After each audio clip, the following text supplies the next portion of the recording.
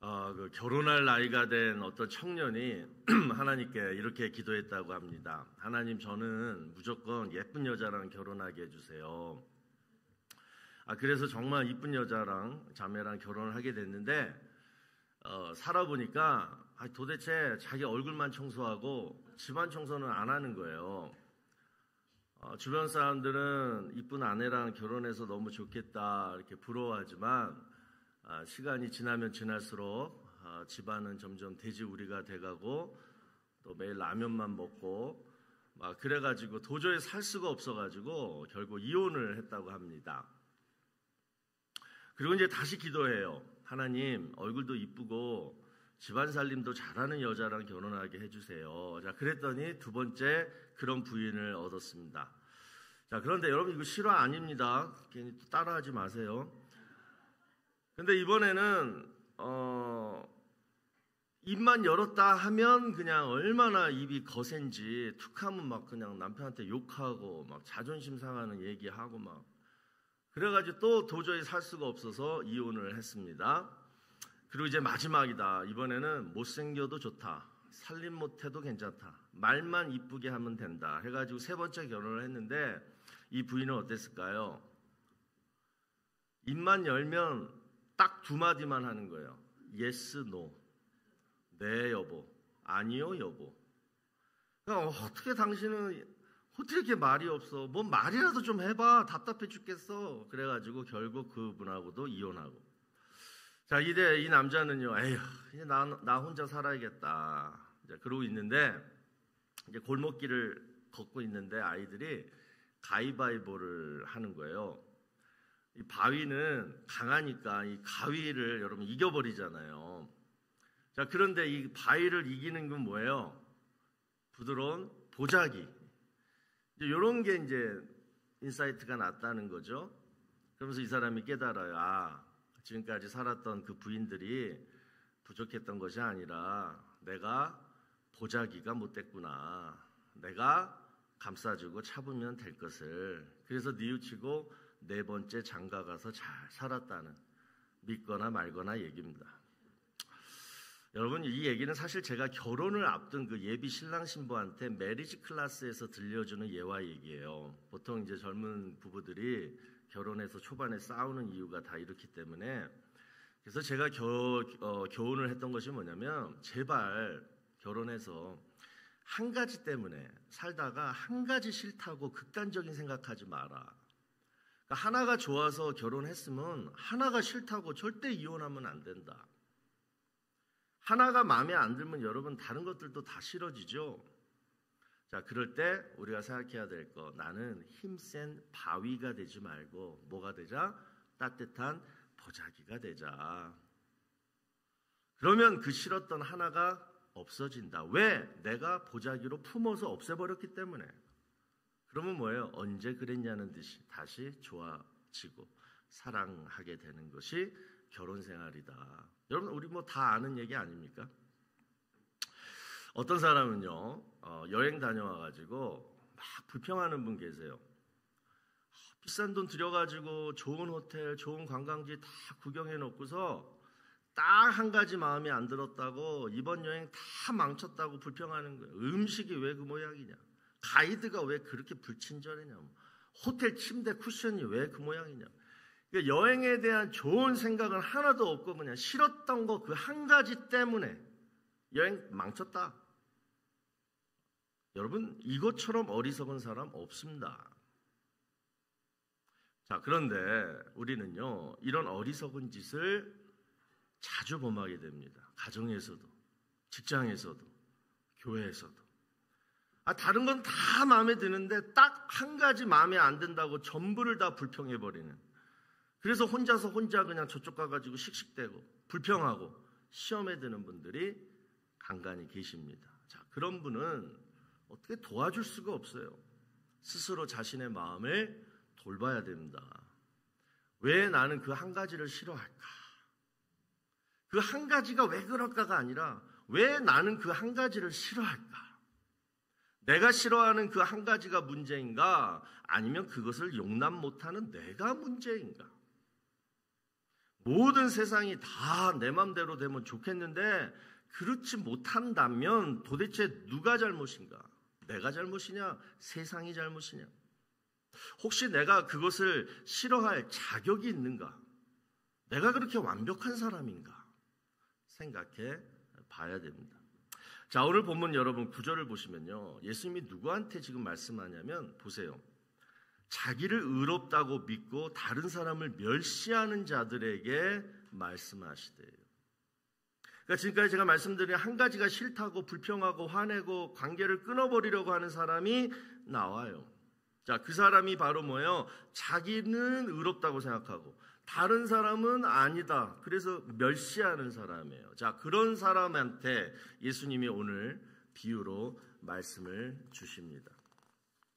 자, 10절을 보시면 두 사람이 기도하러 성전에 올라가니 하나는 바리새인이요 하나는 세리라. 여러분 너무나 상반된 두 사람이 나오죠. 한 사람은 유대인 중에 가장 존경받고 인정받았던 바리새인이 나오고 다른 한 사람은 죄인 중에 죄인, 지난주에 얘기했던 그 세리가 나옵니다. 자, 그러면 먼저 이 바리새인의 기도를 한번 볼까요? 11절을 보시면 바리새인은 서서 따로 기도하여 이르되 하나님이여 나는 다른 사람들 곧 토색, 불의, 간음을 하는 자들과 같지 아니하고 이 세리와도 같지 아니함을 감사하나이다. 자, 여러분이 딱 봐도 지금 이 바리새인의 기도는 우리가 상식적으로 생각하는 기도가 아닙니다. 뭐예요? 자기 자랑이고 자기 과시입니다. 지금 이 당시 사람들은 보통 기도를 어디서 했냐면 자기 마을에 있는 그 작은 회당들 거기서 기도했거든요.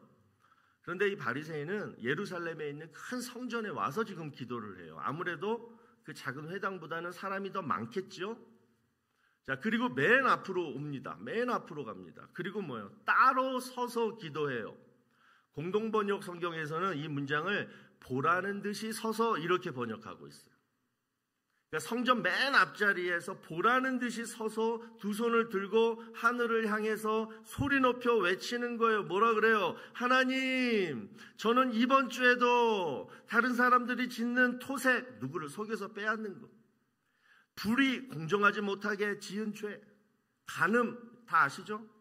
이런 죄들을 하나도 제가 안 짓고 왔습니다. 저 여기 옆에 있는 세리처럼 저는 살지 않았습니다. 지금 이렇게 기도하는 거예요. 여러분 이게 기도입니까? 자, 그리고 이어서 12절을 볼까요? 나는 일에 2번씩 금식하고 또 소득의 11조를 드리나이다 하고. 자, 여러분 이 당시 금식은요 1년에 단 한 번 대속죄일에 하면 되었어요. 그런데 이 바리새인은요 일주일에 2번 합니다. 월요일하고 목요일날. 왜 이 두 날 하는 줄 아십니까? 월요일하고 목요일은요 예루살렘에 장이 서는 날이었어요. 장이 서면 사람들이 많이 모이죠. 그때 그 장터에서 금식하는 티를 다 내고 꾀죄죄한 모습으로 나와가지고 큰 소리로 기도하는 거예요. 자, 그 모습이 마태복음 6장 5절에 나옵니다.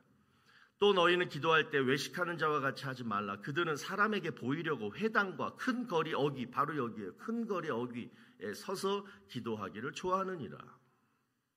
자, 그리고 마지막 이 문장을 보세요. 소득의 11조를 내가 드렸습니다. 자, 여러분 신명기 14장에 보면요. 이 당시 11조는 토지 소산물 중에 즉 곡식, 그 다음에 포도주, 그 다음에 기름 여기에 11조를 내게 돼 있어요.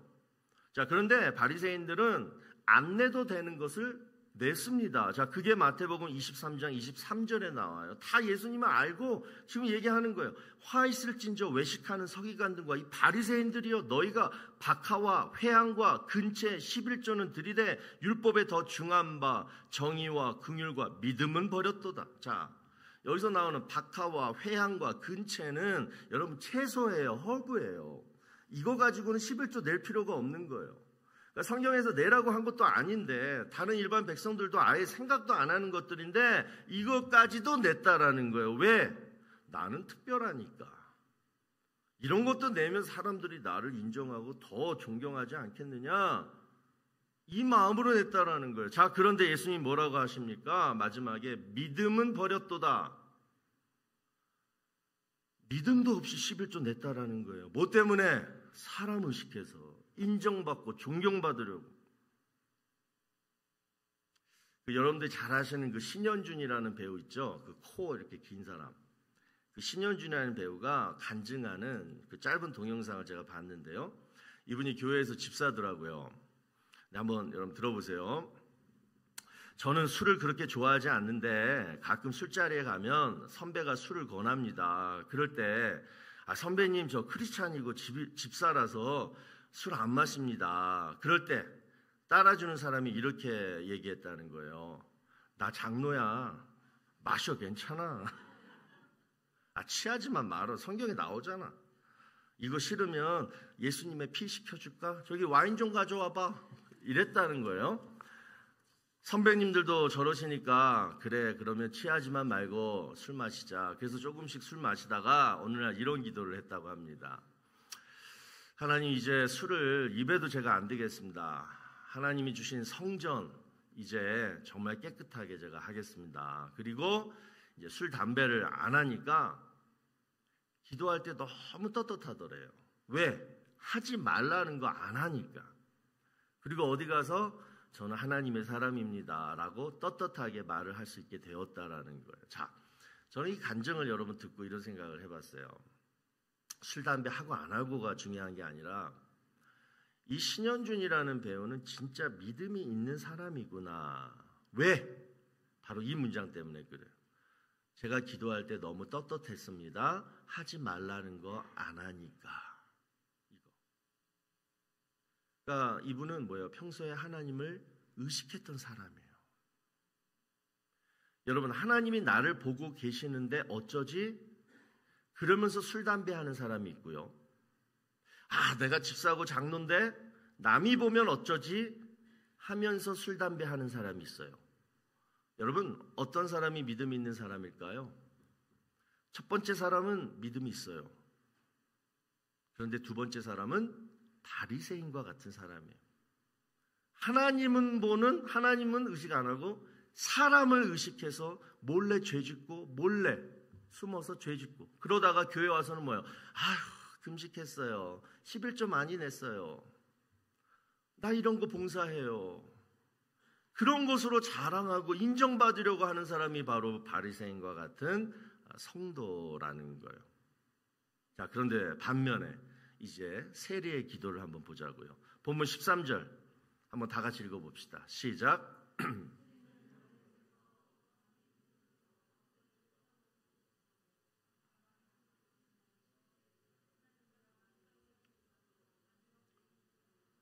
자, 바리새인과 정반대의 모습입니다. 누가 볼까봐 사람들이 없는 한쪽 구석에서 몸을 숙이고 손으로 가슴을 치면서 이렇게 기도해요.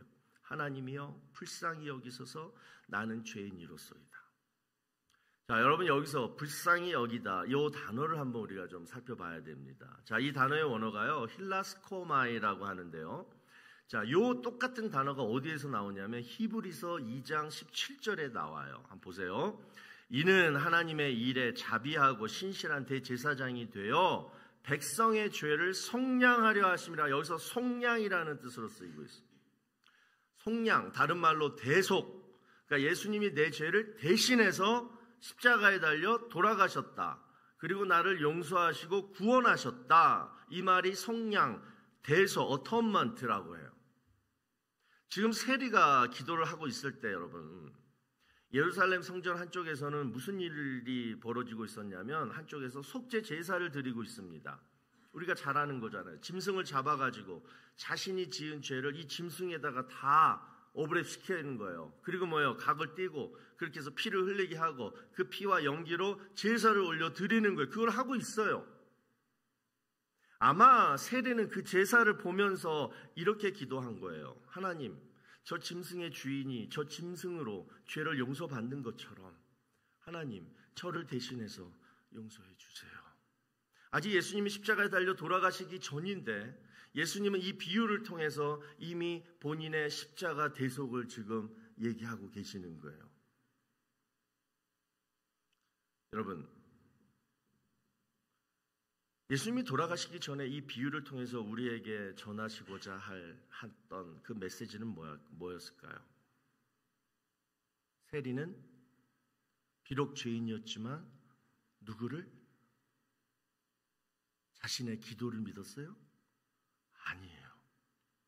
아직 예수님이 십자가 달려 돌아가시기 전이지만 누구를 의지한 거예요? 예수님을 의지했다라는 것을 지금 예수님이 보여주신 거예요. 저는 매일 토색, 불의, 간음죄 죄를 짓고 그리고 저 바리새인이 하고 있는 금식 11조 하나도 못하고 있지만 하나님 이런 죄인을 용서해 주세요. 저도 저런 죄를 짓고 싶지 않고 저도 금식 11조 내고 싶은데 저에겐 그런 믿음이 없어요. 하나님 도와주세요. 대신 도와주세요. 대신. 여기서 중요한 건 대신. 난 믿음 없어요. 그러나 예수님이 대신 해주세요. 이 얘기예요. 반면에 바리새인은 어떻게 기도했어요? 하나님, 저는 완벽해요. 저는 하나님이 하라고 하신 것보다 더 했어요. 더 잘했어요. 그런데 그 다음 보세요. 저 옆에 있는 세리 어쩌죠? 저렇게 한심하게 살아도 돼요? 사람들이 나를 지금 인정하고 존경하는데 이참에 저 세리 불러다 놓고 제가 한마디 할까요? 저 그래도 되잖아요. 자격 되잖아요. 이거예요, 지금 바리새인은. 그때 우리 주님이 하신 말씀을 여러분 잘 들어보세요. 본문 14절입니다. 내가 너에게 이르노니 이에 저 바리새인이 아니고 이 사람이 의롭다 하심을 받고 그의 집으로 내려갔느니라. 여기서 이 사람은 세리예요. 그러면서 하시는 말씀, 무릇 자기를 높이는 자는 낮아지고 자기를 낮추는 자는 높아지리라 하시니라. 자, 이 비유의 결론은 뭐냐면 세리의 기도는 하나님이 받으시고 바리새인의 기도는 안 받으셨다로 끝납니다. 그리고 그 이유를 분명하게 이렇게 설명해요. 자기를 높이는 자는 낮아지고 자기를 낮추는 자는 높아지리라. 여기서 우리가 알아야 할 사실 하나가 있어요. 여기서 여러분 중요한 거, 사람들 앞에서 낮아지라는 얘기가 아니었다라는 거예요. 하나님 앞에서 낮아질 때 하나님이 그 사람을 높인다라는 얘기예요. 여기서 높인다 이 얘기는 뭐예요? 구원해 주시다, 용서해 주시다, 기도 응답해 주신다 이 뜻이에요. 여러분 성경에서 말하는 겸손하라. 우리가 생각하는 그런 겸손을 얘기하는 것이 아닙니다. 사람들 앞에서 겸손하는 모습, 그 얘기가 아니에요. 오히려 여러분 세상 앞에서 사람들 앞에서는요 떳떳하고 어깨 피고 승리자처럼 살아야 돼요. 그런데 하나님 앞에서는 낮아지라는 거예요. 어느 노 목사님이 굉장히 유명한 목사님이에요. 이런 얘기를 했어요. 겸손은 아무리 노력해도 생기지 않습니다. 겸손을 떨 수는 있지만 겸손해지지는 않습니다. 그러면 겸손이 언제 생기느냐? 세상에서 제일 못난 치명적인 실수를 골백 번 해야지 그나마 겸손이 생깁니다. 그러려면 최소 60년은 걸려요. 여러분 그렇지 않아요?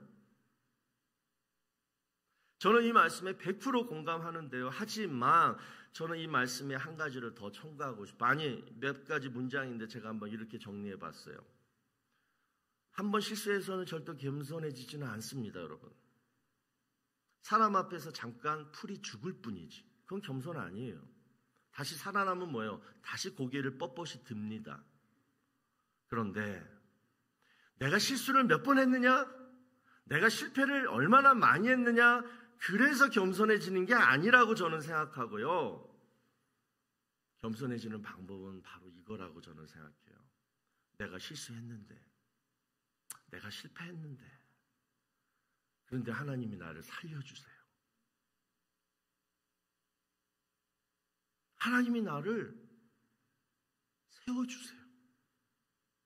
세상에서는 이미 끝났는데, 실패자로 그냥 지목되었는데, 근데 하나님이 나를 살려주시는 거예요. 그리고 피할 길로 내주신 거예요. 그러면 그 어느 누구도 하나님 앞에 겸손해집니다. 이것이 은혜 아래에 사는 성도들의 모습이에요. 내가 잘못했는데 그런데 하나님이 나를 살려주신대요. 여러분 이것이 복음입니다. 어떻게 내가 잘못했는데 죽을 죄를 졌는데 어떻게 살 수 있습니까? 그 방법이 뭐예요? 이제 다음 주간에 벌어질 일들 아니에요? 예수님이 대신 내 죄를 짊어지고 내가 당할 고난을 다 겪으시고 죽임까지 당하셨다는 거. 그래서 우리는 그 예수님을 Savior, 구원자라고 부르고 믿는 것입니다. 여러분, 한 가지 실수해도 못 참고 막 버럭 화를 내시는 분, 완벽하기를 원해서 본인도 잡고 주변 사람들도 잡는 분들, 이번 고난주간에 자신을 죽이시기 바랍니다. 우리는 한 가지만 잘못해도 지옥 갈 사람들이었습니다. 그런데 한 가지뿐만 아니라 나의 모든 죄, 허물, 실수까지 다 용서해 주신 우리 주님의 사랑과 온유를 우리는 사순절 기간에 생각해 봐야 되고 본받아야 할 줄로 믿습니다. 아직도 율법 아래에서 신앙생활하는 것과 은혜 아래에서 신앙생활하는 게 헛갈리시는 분들, 저한테 오시기 바랍니다. 제가 정말 잘 가르쳐 드릴게요. 은혜가 뭔지, 율법이 뭔지. 우리는 여러분 선포해야 됩니다. 우리는 은혜 아래에 사는 사람들입니다. 그 사람이 크리스찬이에요. 아직도 율법에 얽매여서, 그래서 나는 완벽해야 돼, 그래서 완벽하지 못한 사람을 지명하여 정죄하고 비판하는 사람은 크리스찬 아니에요. 바리새인 같은 사람들. 우리는 누구라고요? 은혜 아래 사는 사람이에요. 나의 죄를 대신 씻어주시고 용서하신 그 예수님을 믿었기 때문에 그 예수님의 은혜 아래 우리는 늘 용서받고 늘 도움받고, 그래서 그 은혜로 하루하루를 사는 사람들이 크리스찬, 성도인 줄로 믿습니다. 설령 죄 짓더라도, 설령 하나님이 하라고 한 거 안 했더라도, 그래도 하나님은 우리와 함께 하십니다. 왜? 하나님의 은혜가 너무 크시기 때문에. 혼자 잘난 척하고 혼자 완벽한 것처럼 사는 사람들, 그래서 스스로를 의롭게 여기고 다른 사람을 멸시하는 사람들, 그런 사람을 우리는 독선자라고 부릅니다. 독선이라고 불러요. 그런데 우리 주님은 그런 사람을 우리보다 더 심하게 부르십니다. 마태복음 12장 34절, 독사의 자식들아, 너희는 악하니 어떻게 선한 말을 할 수 있느냐? 이는 마음에 가득한 것을 입으로 말함이라. 독사의 자식이 그 마음에 얼마나 나쁜 것들이 있는데 네가 입을 열어서 어떻게 네가 말을 할 생각을 하느냐? 입 다물어라, 이 얘기죠. 그러면서 그들 마음에는 뭐가 가득하냐? 마태복음 23장 27절에서 28절을 얘기합니다. 화 있을진저 외식하는 서기관들과 바리새인들이여, 회칠한 무덤 같으니 겉으로는 아름답게 보이나 그 안에는 죽은 사람의 뼈와 모든 더러운 것이 가득하도다. 이와 같이 너희도 겉으로는 사람에게 옳게 보이되 안으로는 외식과 불법이 가득하도다. 겉으로는 막 정말 대단한 것 같고 완벽한 것 같지만 속에는 뭐예요? 외식과 불법이 가득하도다. 결론이 뭐예요? 스스로를 절대 의롭게 여기지 말라는 거예요. 또 남에게 쓴 말도 하지 말라는 거예요. 오직 하나님 앞에서, 사람 앞에서 겸손히. 저는 은혜가 필요한 사람입니다. 오늘 하루도 하나님의 용서하심과 도우심 때문에 살아가는 나는 부족한 사람입니다. 이럴 때 여러분, 하나님이 높여주실 줄로 믿습니다. 하나님이 의롭다고 칭찬해 주실 줄로 믿습니다. 우리 이렇게 살아가는 모든 성도님들 다 되시기를 주의 이름으로 축원합니다. 자, 우리 시간 함께 기도할까요? 혹시 이 시간 누군가의 한 가지 잘못 때문에, 한 가지 부족한 것 때문에 그 사람을 미워하고 싫어하는 분이 계시다라면 오늘 이 말씀이 여러분에게 도움이 되기를 원합니다. 또 여러분 삶 가운데 한 가지가 불만족스럽다, 지금 100가지 중에 99가지는 다 괜찮은데 딱 한 가지가 지금 마음에 안 든다고, 그것 때문에 내 인생 끝났다고 그렇게 생각하시는 분들, 오늘 말씀을 한번 묵상해 보세요. 너 그럴 자격이 있느냐? 네가 교만할 자격도 없고 절망할 자격도 없다라는 거예요. 왜? 우리는 여전히 앞으로도 오직 우리 주님의 은혜 아래 살아야 할 사람들이기 때문에,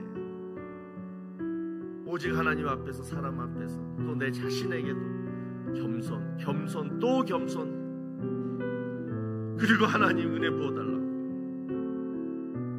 우리 그렇게 살아갈 때 하나님이 우리의 삶을 높여주실 줄로 믿습니다. 다시 재건해 주실 줄로 믿습니다. 오늘 이 시간 여러분 잘못된 거 회개하시고 이 시간 다시 한번 하나님의 은혜를 구하며 사모하며 기도하며 나아가도록 하겠습니다. 다 같이 기도합니다. 아버지 하나님, 우리가 지금까지 바리새인과 같이 신앙생활하지 않았는지, 그러면서 다른 사람에게, 내 주변 사람들에게 마음의 혼쭐을 주지는 않았는지, 또 내 스스로에게도 나는 완벽하기 때문에 그러면서 스스로에게 무거운 짐을 주며 스트레스를 받으며 살지 않았는지, 이 시간 돌아보는 은혜가 있게 하여 주시옵시고, 아버지 하나님, 이제 다음 주 고난 주간이 시작되는데 왜 우리 주님이 십자가에 달려 돌아가셨는지, 왜 우리 주님이 죄도 하나도 없으신 주님이 왜 사람들한테 조롱과 멸시와 침뱉음을 당했는지, 나를 속량하시니 나를 계속하시기 위하여 부르셨다는 사실, 우리 온 성도가 다 체험하고 누리고 다시 기억하는 귀한 한 주간이 될 수 있도록 성령님 이 시간부터 역사하여 주시옵소서. 돌아보게 하여 주시옵소서. 자, 우리 다 같이 일어나셔서 우리 은혜 아니면 다 같이 찬양하겠습니다.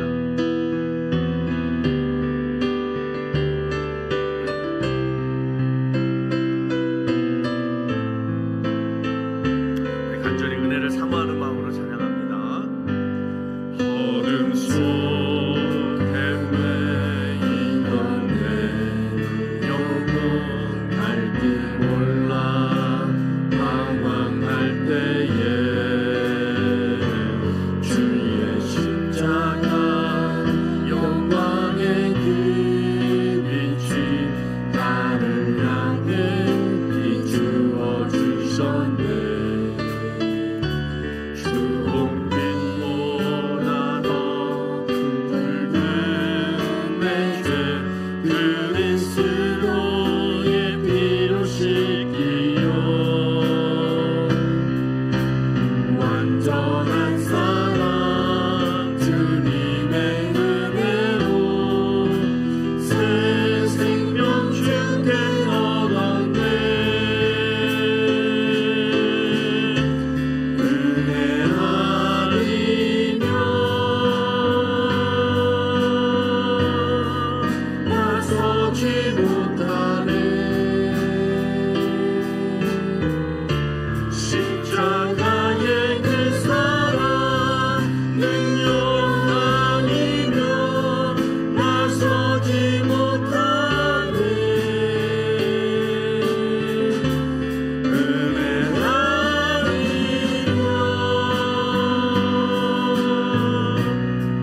나서지 못하네.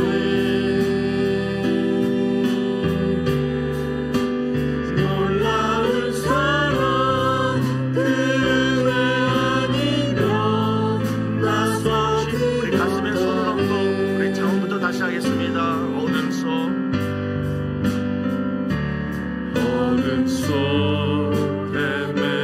헤매이던 내 영혼 갈 길 몰라 방황할 때에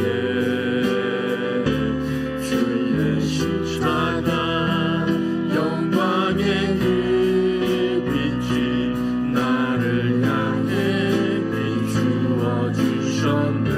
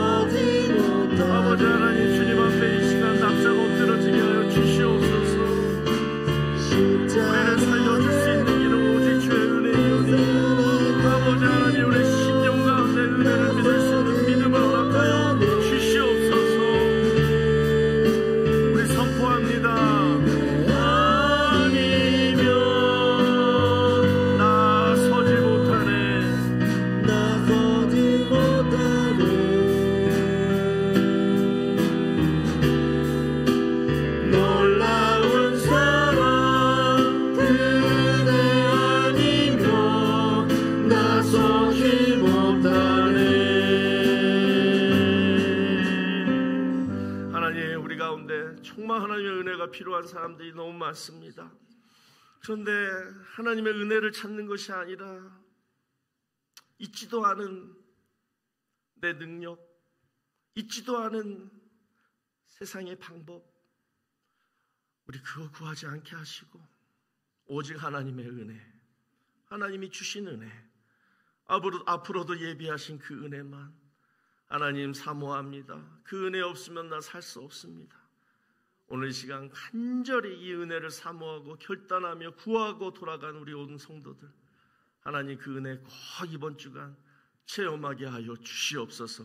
모든 절망과 낙심은 다 물러가게 하여 주시옵시고 하나님의 은혜로 저들의 삶에 새 빛이 비추어질 수 있도록 역사하여 주시옵소서.